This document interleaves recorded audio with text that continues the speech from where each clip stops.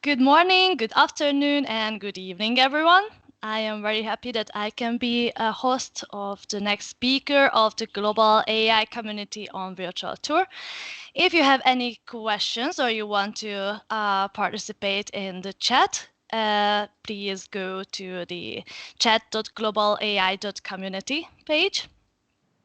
And before we continue with the next speaker, there is something I would like to tell you about because we have a new host on board right now. So could you, Alicia, tell a bit about yourself, please, quickly? Hi, good evening. My name is Alicia Moniz. I'm a Microsoft AI MVP, and I um, enjoy sharing AI technologies and also working in the data community. So, um, very excited to be here today, and thank you for having me. Yeah, it's good to have you too.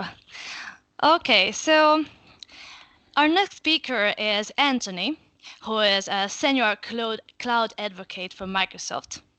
So, Anthony, could you tell me about where are you from right now? So right now I'm calling in from Toronto, Canada. Oh, nice. So is it like what is it in the afternoon or morning or what is it Evening. now? It Is is it? about it's Cool. 9 o'clock in the evening, so it's not bedtime yet, but it's beer o'clock as we call it in It's Canada. beer o'clock. Okay, cool. So how are you? How is it going? How do you make it through this Corona situation? It's good. It's been interesting, right? The whole being at home, working from home. I actually work from home already, but now I do all my activities from home. Prior to, I was part of the Microsoft Ignite tour, going from country to country. My last stop actually was in Milan, before the entire tour got digitalized. And so it was great to meet with everybody in the community and just share ideas and have conversations with individuals. I enjoy learning from everyone. And so when I do presentations like these, what I love is I get to share with you what I've learned and then hope that you take this away, and then bring something else new, and teach me in terms of the technology that I've shared with you. Yes, that is, I think, our aim as well. To continue this. Among many other science experiments, some of the most interesting concepts completed have included teaching drones to identify objects to aid in search and rescue efforts, utilizing Microsoft Cloud Services.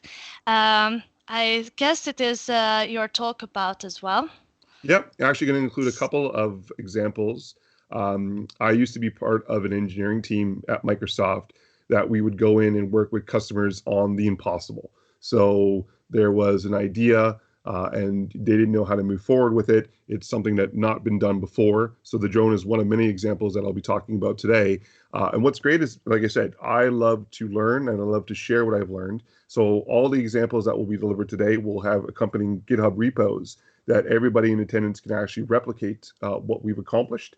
And the hope is that you take it to the next step. You do something else even more cool, or more innovative than what we've done thus far. That's very interesting and really inspiring. I think I just gave you the stage, so take it away. Perfect. So let's begin. So I'm going to take it to a quick history lesson first in terms of where we were at 20 years ago, right? The whole aspect of technology was a destination. It was a desktop. I would go to my computer, I would action something on my computer, run an application on my computer, and then I got my 300 baud modem on my Commodore 64, and oh my God, the world just opened up. Then cellular technology came into play. Those of you who don't know, those individuals on the screen, we have individuals from Saved by the Bell and from Miami Vice, the first instances of connectivity outside of a computer and having communication made available. And then this happened. The BlackBerry 950. This little device ran on a single AA battery and provided you email on your hip. And it blew everybody's mind because the fact that at that moment in time, email was king and having that information at your fingertips was such a big deal. Fast forward to 2020, 30 billion devices connected, generating 1.5 gigabits of data. They're estimating by in 10 years' time, we're going to double all these numbers that you see on the screen today. To further that, within the last 2 years, 90% of the world's data has been created literally in the last 2 years from all the devices that we have connected, capturing this information. But then the big question is this: what do we do with it all? Where do we store it all? How do we digest it all? It's the whole big perplexing question that is artificial intelligence. What is artificial intelligence? I get stopped at seminars, at conferences all the time. I want to harness AI. I want to advance my business. I want to make more money, or I want to save money.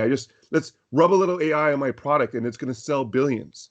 And people don't take into consideration how much work actually is involved in terms of digestion of the information and what you can do with the information, for better or for worse. And there's so many aspects, so many things to take into consideration when harnessing AI, specifically for solutions. This is why I actually tell the story, because I show the journey that I was actually on, that I am still on, in terms of AI adoption. So I always start with this project because this is my favorite project, and this is the one for me that's had the most impact of all the projects that I've been on. And some of them have been crazy projects, and the drone one will definitely be one of the crazier projects that we did.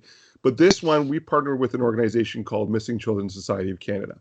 The big thing with this is that when a child goes missing, the information that's captured is all captured manually by law enforcement. It is then given to a team of 8 that cover the entire country of Canada to help make a difference in regards to capturing information on the child that's gone missing. So the police would gather information. That information is given to the team of 8 at Missing Children Society of Canada. They then take up to 30 days to accumulate all this information and all this data. And then they have to sift through, well, what was the intention of the communication that occurred between this individual and this individual? What was the travel patterns of this person around a certain area? All this information had to be captured manually. There's our GitHub repo for this project specifically. And here's our detailed architecture in terms of the data flow. What we were able to do using Azure Functions was able to capture through the APIs made available through each social platform, capture the information of the communication that the child had on those communication platforms.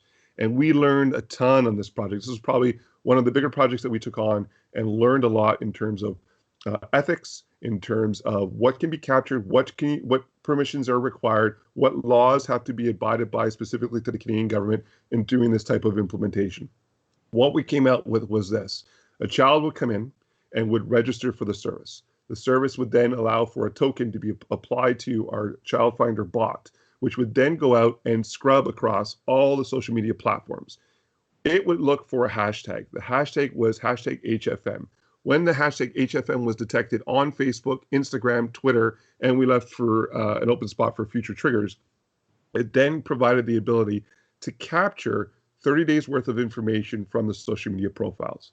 What it then did was analyze said data. It would go through the data, understand what was the sentiment of conversation that occurred between this child and the individuals they were in contact with. What was the travel patterns and estimated travel patterns of this child based on cookie crumbs that was made available by the mobile devices that were interacting with all these social media platforms.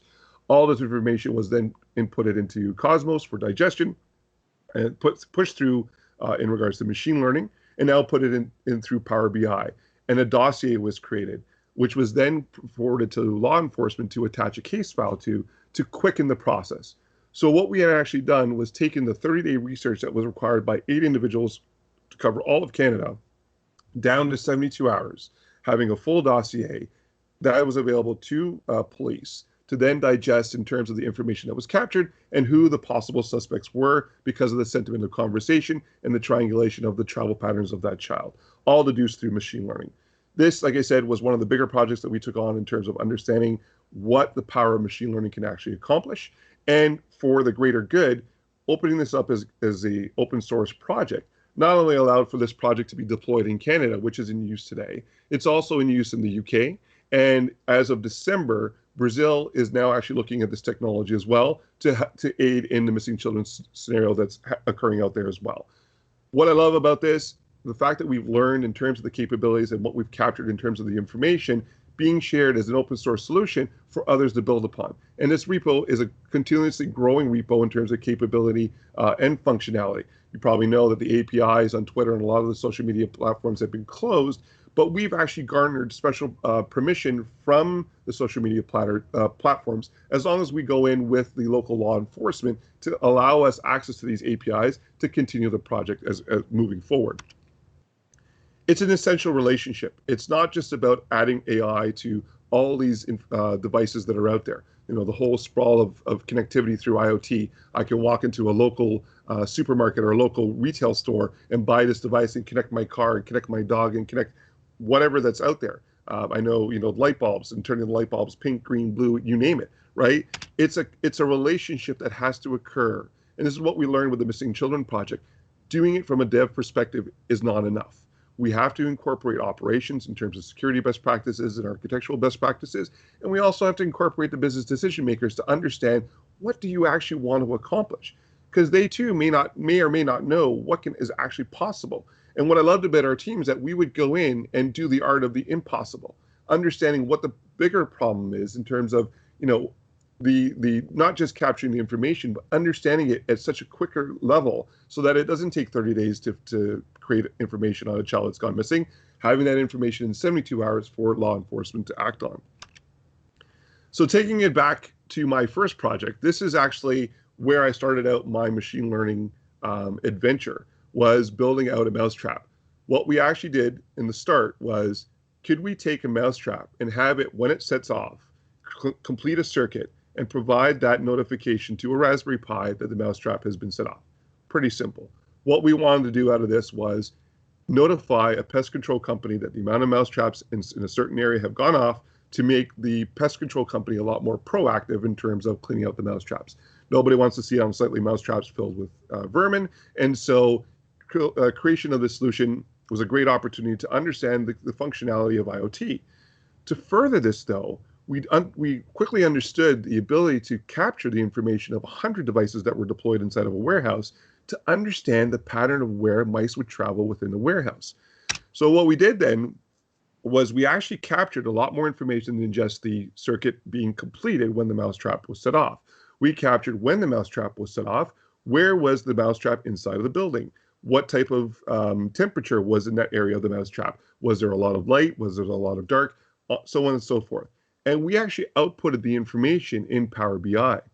Utilizing machine learning, we then did analysis in terms of where was the best places to actually place the mousetraps to catch the most mice. So now we weren't just putting mousetraps anywhere inside of the building. We were actually triangulating where were the best places to put the mousetraps to catch the most mice, to ensure that we can take care of all the vermin that were inside of that building. And as you can see here, we had a Power BI output that would show us a heat map, not only in terms of the geographical region, but inside of the building itself by utilization of triangulation of Wi-Fi signals that the mousetraps were connected to batteries. They would last up to 3 days, and then would also be connected to the Wi-Fi to report back to say, hey, you know, this trap is full. It took X amount of time to catch this mouse. Now, on the flip side, we also had an SLA put into place by the pest control company that would take, you know, would promise X amount of time before the traps were cleared, and then would monitor the time between the trap would be full to the trap would be cleared. And of course, you know, the first entry of this mousetrap was literally a $2 mousetrap that we bought at a local retailer. But now the solution has evolved into electronic mousetraps that can catch mice more humanely. And even further still, and there's our GitHub repo again, specifically for this mousetrap, which is the last URL that's on here. What we've done is, you know, understanding that exercise of machine learning and understanding the triangulation of where's the best place to put the traps, or how long until a trap has been emptied. We've taken this platform and have used it on other solutions. Case in point, you probably recognize this. This is a newspaper box where, you know, a lot of newspaper publishers will sell newspapers still to this day on the street. Instead of having a mousetrap, what we've actually done is swapped out the mousetrap for a weight sensor. So now the weight sensor will go down to a specific threshold and will report back that say, hey, this newspaper box is now empty, or is going to be empty in X amount of time. So the newspaper publication team would know, okay, so we have to send somebody out to fill out that box, or this box is not selling that many papers. We're going to have to move it to another corner that is selling a lot more papers. And so there was an uplift in terms of newspaper sales based on the same architecture that we had for the mousetrap solution. Further still, local police. took upon themselves to adopt the architecture from the mousetrap solution. And instead of, again, the sensor of the mousetrap or the sensor on the weight scale for the newspapers, every time the siren was enabled on top of a police car, it was a trigger to understand where were the areas that most needed policing. Prior to, they got into a lot of hot water in terms of doing regional scans by postal codes, going to the lower areas that they would go to, knowing that the postal code was in a notorious area that they would say that would need more police presence, and quickly found out that those weren't the areas that needed the most presence. There were other areas that were being deduced by the same architecture made from the mousetrap to understand the patterns in terms of where the police needed to be in terms of being in presence of the public to serve the most help. Next, we took what we learned with the mousetrap and we talked to Toyota Canada. And Toyota Canada came to us and said, we have reams and reams of data that we're capturing and digesting to understand part failure in vehicles. And the challenge that they were having was it could take up to a year to comprehend what a current year's problems may be or may occur inside of a vehicle. This data was coming from 300 dealerships across Canada manually into via Excel, imported into Access to then be digested in terms of, in the West, when they don't have a lot of snow, but they have a lot of rain, what parts would fail? In the East, where they get a lot of snow and they use a lot of salt in Canada, what parts would fail? And it was this arduous task that it took a team of 25 to continuously go and digest this information manually. What we were able to do was to sit down and, when you're doing a proof of concept, obviously you want to streamline a lot of the data that you're utilizing. So what we did was we narrowed it down to one of the vehicles on their offering and understand and just captured all the data and understand what the data meant. There was a lot of custom R coding that was done in this solution. So unfortunately, there isn't a GitHub repo for this one because the fact that it is a more customized solution that we built out. But in a week's time, we had a 70% accuracy down pat in terms of part failure per province across the country in a specific vehicle line. Now, again, we weren't able to offer the GitHub repo on this one just because it's proprietary to Toyota Canada, and there was an investment made by Toyota in terms of the R coding made available for this platform. But what we were able to do is work with them to build out a hands-on lab that everybody here on this call can participate in via the URL that's below here. This will actually take you through an exercise to understand if certain parts were used in a vehicle, what would be the best price to price out that vehicle with, and understanding what that would be in comparison to your competition. So machine learning will do the analytics in terms of the parts that are being used compared to the parts that are being used in other vehicles and their price points, and provide you the best price to sell that vehicle at. This is a great solution that showcases the power of the machine learning studio and the drag and drop functionality of data inputs to have an understanding of utilization in a real world scenario of pricing of vehicles themselves. So we've talked about ingestion of data from devices that are continuously connected, and that's our intelligent cloud, and understanding what the data means and what we can actually do with the data. But now we're talking about technology, about edge computing or intelligent edge. What happens when a device doesn't have connectivity all the time? What happens when you need a device to be self-aware, to be self-intelligent, to have an understanding of the data they're actually looking at, and not just feedback information all the time? We're also seeing scenarios where there's too much data that's being captured, and the data itself to store it up in the cloud is too costly. So to have a rudimentary understanding of what the data is at the point of entry makes a big advantage. So the whole aspect of edge computing is a combination of things. It's understanding at the device level or the data capture level, what is the data that they're actually looking at? What is the understanding of what the data is that they should be looking for? Maybe not all data needs to be captured. Maybe there's false positives that have to be removed right at the entry point. How do you do that? How do you understand it? How do you educate a device to understand the data it's digesting before it shoots it up to the cloud? So this is the largest ship in the Canadian Coast Guard fleet, and it's called the Henry Larson.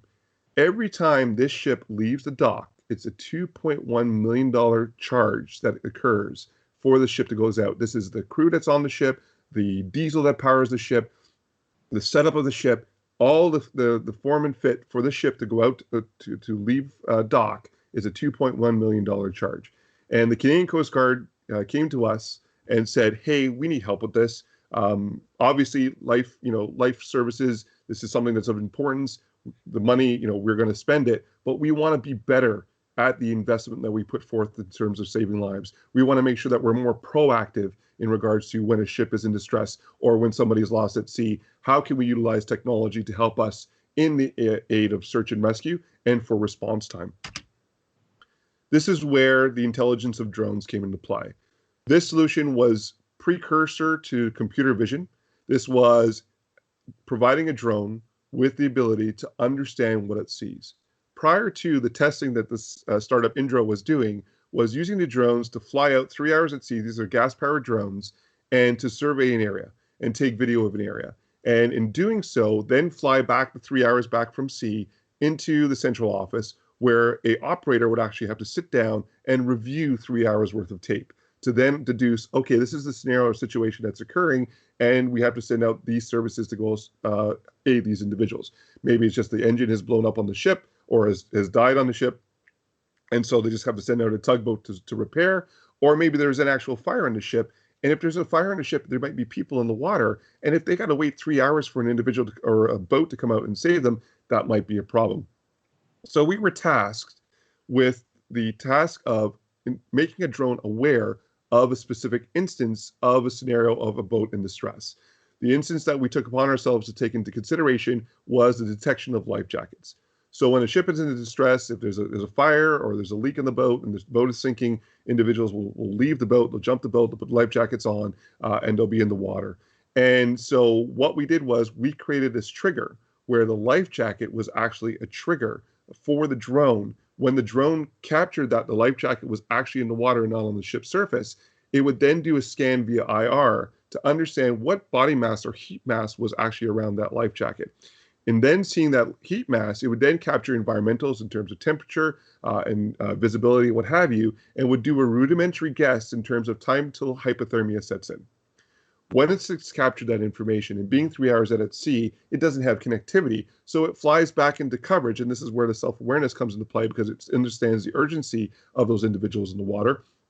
It then goes back into connectivity and reports back to the central office. I've detected three bodies in the water of said mass. These individuals will contract hypothermia in X amount of time. You need to send emergency services out immediately.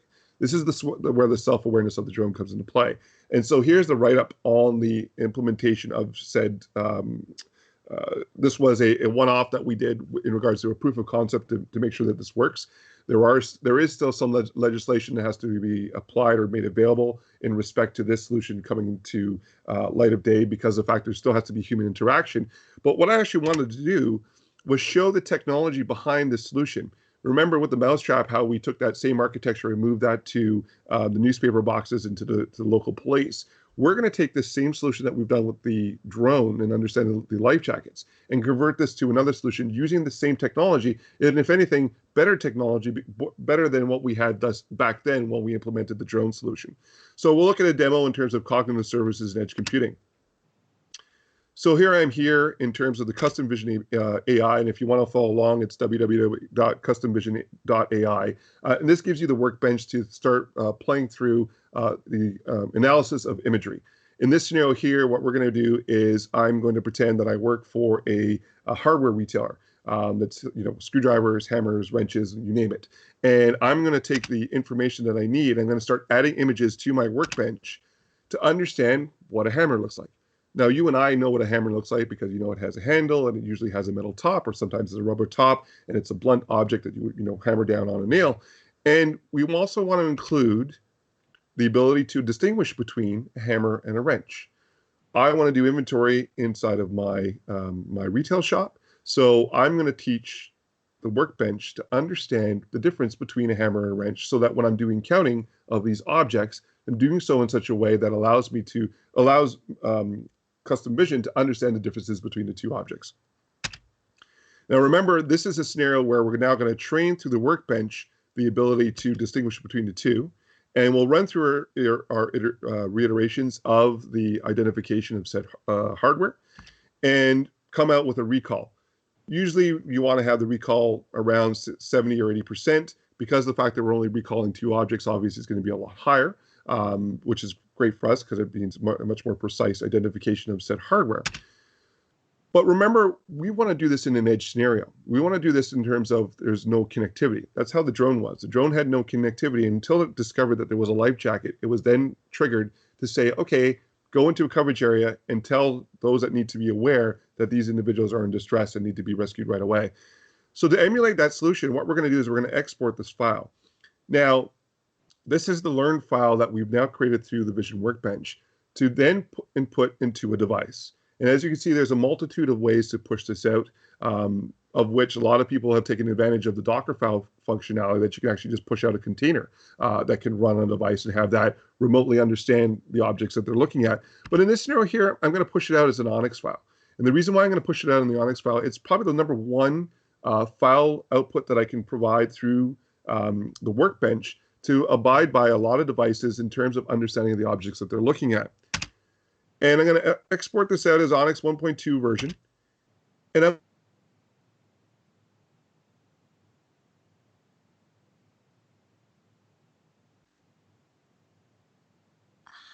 Hi, can you hear me, guys?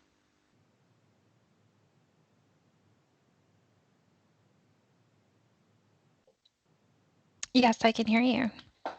So Okay, so it must be it's snowing in empty. Canada. Yes, something bad happened there. All Oh, right. Well, he'll be right back. I think so. Then until then, I love his passion, and I love the AI for good and all the applications there. Have you worked on projects where they let you publicize the GitHub for extended periods of time, like Anthony?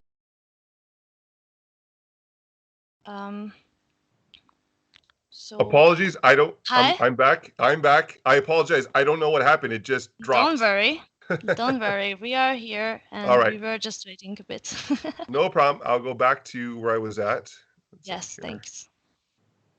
Let me know if you can see that. I can't see the screen yet. Okay, give me 1 second.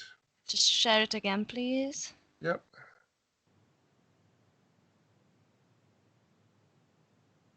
Let's go share screen. All right, let me know when you can see it. Checking on the live stream as well. Yeah, we can see it now. Okay, perfect. Sorry about that. Don't worry. I don't know what happened. It just dropped out. So right. as I was talking about, we've taken our Onyx file and we've included it as a model inside of Unity. And oops, that's not the right one. There we go. So we've included it as a model inside of Unity. And what we're actually going to do is take the same methodology that we used for the drone and the same architecture that we used for the drone, converted it into Unity, and I'm going to output it through a HoloLens. So what we're going to do now is I'm going to run you through a demo of the HoloLens, and this is version 1 of the HoloLens, looking at objects without connectivity and understanding what it's actually looking at. And I'm hoping that the video is going to work. It's going to be my first time doing it this way to demo it. I'm hoping that it will work for me. And again, here's the repo in terms of this project if you want to replicate this. And I'll show this again at the end. So this is me looking around my house with the HoloLens without connectivity. So 69% accuracy that this is a basketball. I'll continue looking around. This is 100% that this is a soccer ball, or for those of you in Europe, this is a football. We can argue about that later. Going inside my house, this is a upright piano. And I was actually able to teach the HoloLens how to recognize 72 objects. Here's now looking at a notebook, right? Again, no connectivity, using the same architecture that we used for the drone, now porting it over to Unity, understanding what coffee looks like, coffee mug, there we go, on and on and on. Now that was done via the HoloLens, and the HoloLens 1, HoloLens 2, both definitely available. But I wanted to show you something that's a little bit easier to get your hands on. This is the Azure Kinect SDK. For those of you who had an Xbox 360 or an Xbox One and you had a Kinect, Remember those big bars that were available? This is the newer version of this, which is not for gaming, but specifically used for the IR camera and the optical camera for identification for data capture. Here's an example of what it actually captures. So it captures light and dark, it captures infrared, it captures optical. There's an accelerometer built in, there's a gyroscope built in, and all this information does require a CPU. So it's not a standalone unit. It does need to connect into something to register the data. But with this technology, you can emulate what we did with the drones. You can emulate what we've done just now with the Hololens and have that functionality to build upon using the GitHub repo that I've just shared, and I'll share that again, what we built upon in terms of the drones recognizing the life jackets or the Hololens recognizing objects within my house. To take it a step further, and this is why I love sharing out the GitHub repos. So what's occurred thus far is there's a company in Australia that's taken advantage of this technology and is actually using the same technology that we had to detect the life jackets, but instead of triggering with the life jacket, what they're triggering, they're specifically using IR to have an understanding of soil moisture. So understanding the density of the soil in specific areas of crops and using this technology to understand, hey, this soil doesn't have enough moisture or optimal moisture for the crops that are specifically growing in that field. Let's, tell irrigation, provide more water to those areas. So what's great about these solutions that we offer in terms of the GitHub repo is building upon existing solutions to do more with it. And then what we love is that these organizations then share back, hey, this is what we've accomplished with it, and here's the steps that we've gone through to then share with the masses. So we showed you the example of the Hololens and how it can be incorporated as a disconnected device to understand and identify objects. And I get asked a lot, so is this the new future of computing, that I just wear this device or I have these IoT devices capturing all this information, what have you? There's a lot of uses for a lot of technologies, and it's no longer these technologies as a standalone solution. They're being incorporated in terms of understanding the information and data that's around them. The HoloLens itself, as you saw, as a standalone unit, can't identify objects until I actually add the model that's been learned through Workbench or machine learning workbench or custom vision workbench to understand what objects that they're looking at. In this scenario here, what we've actually done with the HoloLens is understand what rooms it's actually walking into by using identifiers on the wall that are not visible to the human eye. Having that understanding then allows the individual to then see the layout of pipes inside of the walls. And so the availability to automatically adjust water pressure with actuators inside of the valves, no longer needing access panels or even the breaking of drywall to gain access to these pipes. The availability here is a dashboard at your fingertips to understand probability of water pressure issues that are happening through these pipes. Again, pushed through machine learning exercise in terms of Workbench and understanding where the probabilities could occur, maybe X amount of toilets being flushed at the same time, or water running or being released somewhere that's causing a clog, or there's a clog somewhere down the pipes.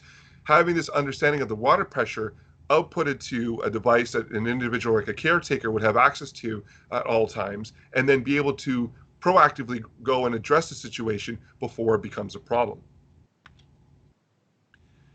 We talked a bit about this at the Missing Children project, but the next thing that a lot of people are taking into consideration when they're adopting AI is ethics, right? One of the biggest challenges that we've had with the Missing Children project is the amount of organizations and countries that have come to us and said, we are so interested and fascinated by the Missing Children project, but we want to add one more thing. We want to add the functionality and capability of facial recognition. And that's been a huge challenge for a lot of organizations in terms of, do you have permission to capture this individual's face? Do you have, the right to use that data into your information scan or your machine learning exercise?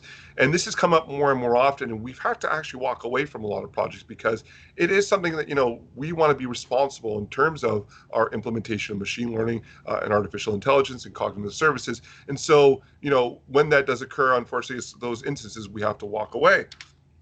But we don't walk away all times because there are ways to get around this from a totally safe and totally privacy capturing moment for the solution. And I want to share this with everybody in terms of one of the latest solutions that we've been working on. An organization by the name of Home Accept had come to us and said, we have a opportunity that we have individuals that of a certain age that want to stay in their homes. They don't want to, go to a facility or live at a facility. They've been in this home for 50 years. They don't want to leave. My dad is in his late 70s. He, doesn't want to wear any medical alert bracelet or medical alert identifier, but he wants to be independent. He wants to live at home, and cook for himself and what have you. And so Home Accept came to us and said, is there a way that we can do a monitoring solution inside of a home to understand what the living patterns is of those individuals in their homes, but to do so unintrusively. So not to have a camera in their face, but to do it so that understanding through this individual's living patterns, what they actually accomplish inside of their house at what times, and to understand how we can assist them when they're in distress. And so what we looked at was, how do we do this unintrusively? So how do you do this without cameras, understanding what the individual is actually doing? How do you do this without imagery? What we actually came upon, again, was we went back to what we did with the drones, with the IR solution. And we actually mapped out a house via IR and then used body heat signals from an individual walking through the house. The information that was captured then provided us an understanding of the living patterns of this individual. What time do they wake up in the morning? What time do they feed their dog in the morning? What time do they cook breakfast, lunch, dinner? What time do they watch game shows in front of their TV? On and on and on. And this information was then fed into the system and to analyze in terms of machine learning, in terms of living patterns. What they do on a Monday could differ from what they do on a Wednesday, and so on and so forth. Or maybe they go out for a stroll at certain times of the day. And what we had done for phase one was reporting via mobile device to a loved one to understand, hey, this individual hasn't come back from their walk in a certain period of time. Is everything okay? Hey, this individual hasn't woken up at this usual time that they usually wake up. Is everything okay? And so this loved one was always, made aware of the possible distress situation of this individual, because that individual didn't want to wear a bracelet or a beeper to call for help, and could be more proactive in terms of assisting this individual. The biggest piece with this is it was non-intrusive. There were no cameras that were placed in the house, just IR cameras to understand heat mass in terms of movement inside of the house itself. Now, stage two to this, what we've actually done is we've built out the hooks made available through APIs to hook into a personal assistant. So take your personal assistant of choice, Alexa or whatever that's out there, and actually have that as an interface now with that individual at the home. So my father, I said, late 70s, has never touched a computer in his life. His phone is a flip phone, doesn't want anything else. It dials 10 numbers and that's it. And he, does not want to have a computer. But if it's a device that he can speak to, and this device would chime in and say, hey, I noticed you haven't woken up yet. Is everything okay? Hey, your oven is still on. Shall I shut it off for you? Having that understanding of living patterns and being that assistant for that individual that maybe might forget that something is on or that something needs to be addressed. This was such a fascinating solution that dealt with ethics, that dealt with, you're putting sensors inside of individuals' houses, but you're doing so in such a way where it's not intrusive. And of course, you're getting permission from this individual to do so, but it's not a camera that's in their face. It's an understanding of the body mass that's walking through that facility or that house, and understanding what they do on their day-to-day basis, and to help them if required. And so there's the GitHub repo for this specific project that you can peruse through and gain an understanding of how we capture this information. When I get asked, what is the future of computing? Is it HoloLens? Is it, IoT? Is it machine learning? Is it cognitive services, computer vision? It's your innovation, your capability. It's limitless. It's not, what you've been told you can or cannot do. We've shown this time and time again, and I hope all the examples have inspired a lot of you to break those barriers and to have a push in terms of where you can go next. Build upon what you've learned thus far. Learn the next thing. Take it upon yourself to take it to the next step. Reach out to the community. What I love about communities like the Global AI community is there's a lot of experts that are here that are willing to share. They're willing to share what they've learned. And then the hope is that you share back and teach us at Microsoft and teach others what you've learned so that we can build upon and make solutions that much better. So to start you on your journey in terms of that learning, There are docs available on docs.microsoft.com. Here's a specific collection here that deal with cognitive services from a lot of the demos that we've shown specifically to the drones and for the individuals at home, except that they've taken upon themselves to capture and get a better understanding of the capabilities that are available through cognitive services for the enablement of AI usage. There's also a phenomenal solution called Microsoft Learn, which is completely free. And what I love about this solution is that there's sandbox technology that's implemented. If there's an IoT device that's required to be deployed for said lab, they actually replicate that device via virtual machine inside of the solution as well. Completely free. Doesn't consume any of your Azure subscription at all, unless you're notified that it does. And it's a great way to do hands-on learning through labs and understanding of technologies that are there. I've captured here 2 collections for you. One that specifically covers on machine learning exercises, and another one that does IoT and machine learning exercises to start you on your journey in terms of data capture and digestion of data as well. So again, this session specifically is meant to show what's been done thus far, and the GitHub repos that are connected to that. And there's my main GitHub repo, aka.ms/wireless-life, where I share all the learnings that I've had and all the projects that I've done. And a lot of the projects I've actually accomplished are not listed on the presentation because we've had only so much time. I try to cram as many in as I can. What I like to see back is your input. What can you do with what I've shared? What can you do with what you've learned in this session today?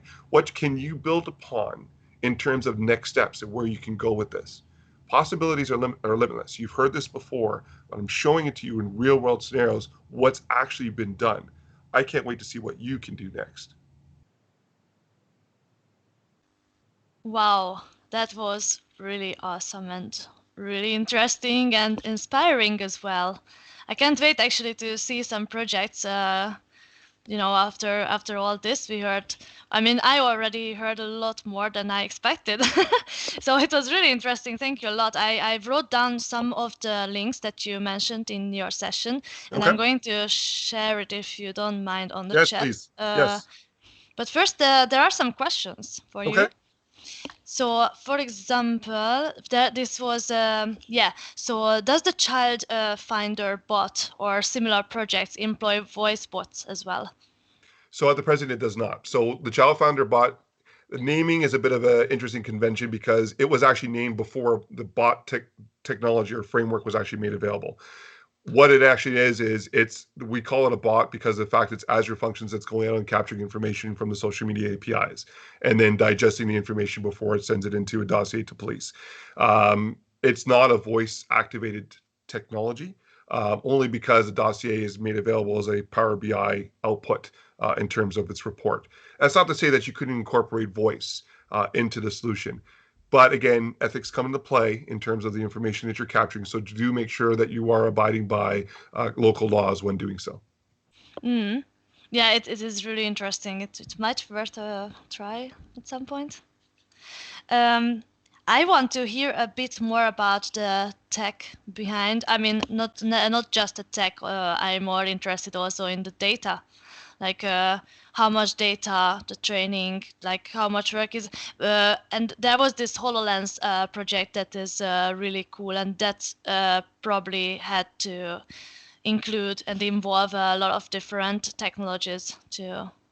Yeah. So to convert the drone project to the Hololens project, it's funny. It actually took me 3 days.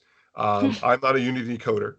So I actually had to have some help in regards to coding in Unity to understand the information. And I had to make sure that I had the Wi-Fi disconnected from the device itself.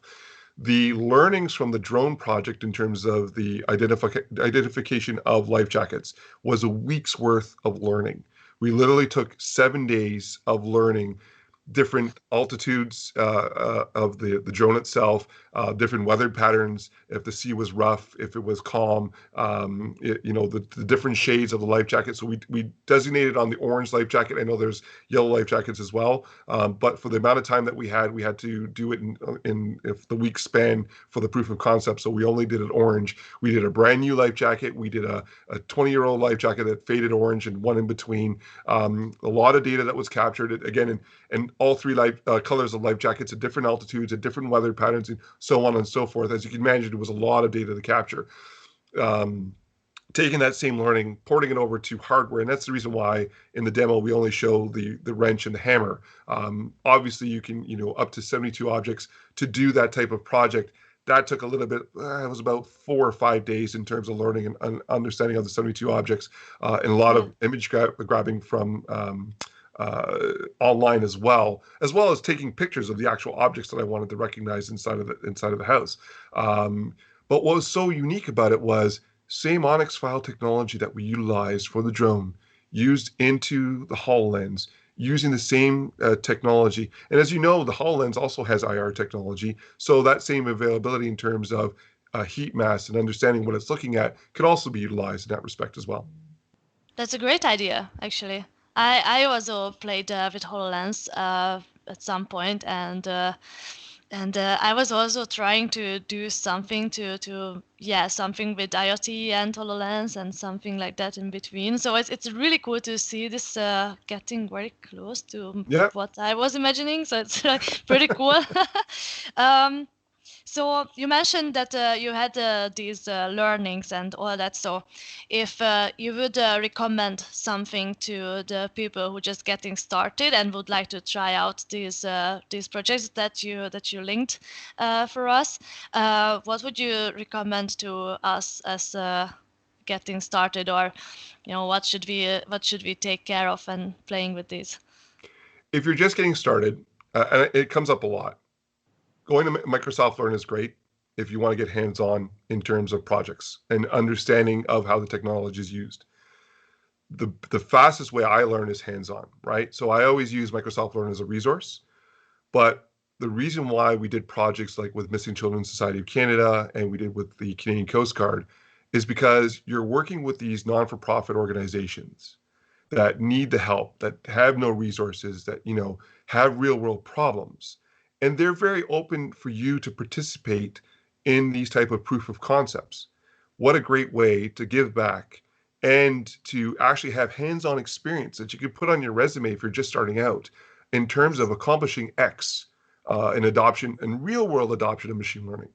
I have a lot of individuals that come up to me, I'm a machine learning expert, I've done all the labs, I've done all the hands-on, and then I ask, what was your real-world implementation? Well, I don't have that experience yet. Here's how you get it. Find a nonprofit, somebody who needs help in terms of the resources. They're to the moon with gratitude in terms of your assistance, and having that ability to then get hands-on experience in terms of machine learning, in terms of cognitive services, custom vision API utilization in a real-world scenario that you can then use on your dossier or your resume in terms of what you've accomplished. And these organizations always, we've never had an issue in terms of then taking that information and offering it up as open source to help others that are out there, right? So what a great way to even add that to your resume in terms of, here's my GitHub repo with all the projects I've done thus far with these nonprofit organizations that they're willing to share what I've learned with the world. Yes, that's really, really, really inspiring to hear these things from you now. By the way, and I'm guessing that you can be found with questions later on as well. Yep. Also, I can see your Twitter tag on the screen. I'm not sure, it's not visible anymore. So for those who cannot see it anymore, I'm saying it is Wireless Life. Yes. As a Twitter tag that you can use to reach out if you have any questions. And also you can find some blog content on the itopstalk.com. Yep, that's correct. Yes, and I can also, I will just put it in the chat later on that your GitHub repo as well. And finally, I have one more question. Just because I would like to hear some fun story now, and I would like to hear, what was the most surprising thing during the work with these technologies? I'm trying to talk about, what was the most surprising result of your researches. Sorry. Yeah, no. Wow, there's been so many. So my favorite project is still the Missing Children project. It's actually being used in 40 cases right now within Canada. I think what was most surprising was the other countries coming in, and we've had a handful of countries already reach out to us, and they've already perusing the GitHub repo. They've seen me deliver this session at another event, and come back with questions. And the biggest thing that we have is the willingness to share. If you're going to adopt this technology and you're going to add a piece of functionality to it, the hope is that you take this and you add it to the repo.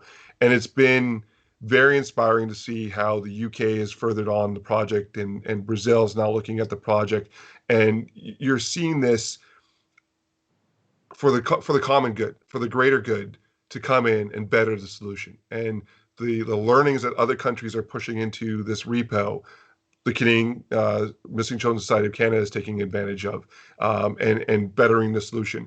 It becomes a global implementation, not just a country implementation. And that's what's so inspiring in terms of everybody's willingness to help and bettering the solution.